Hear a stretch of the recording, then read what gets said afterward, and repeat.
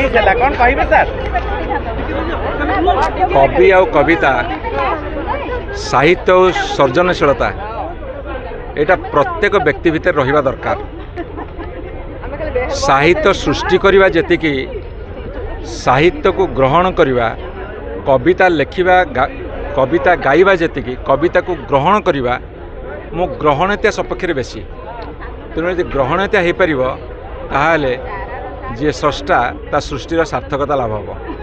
Sir जब देखा ये आपणकर साइता ही थिला आज फिता खोलिला ए केमती ताकू देखुचंदी आपण कोन आपणकर सब साहित्य कथा खोली पारंदी आउरी किछि अछि मोर कहिबार कथा होची जो माने ग्रहण करिवे जो माने सुनिबे से माने जदि ताकू कदर्थ न करिवे भिन्न अर्थ न नेबे ताले बहुत लोकायित प्रतिभावान प्रस्फुटित हो पारंता से होची मोर उद्देश्य।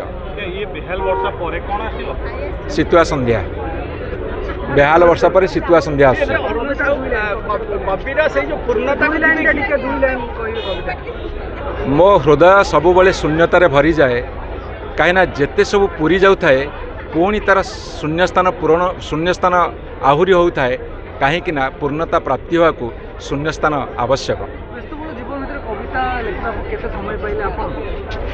कवि और कविता आम जीवन लेखा लेखी आम जीवन से आम फिलोसफी आम दर्शन।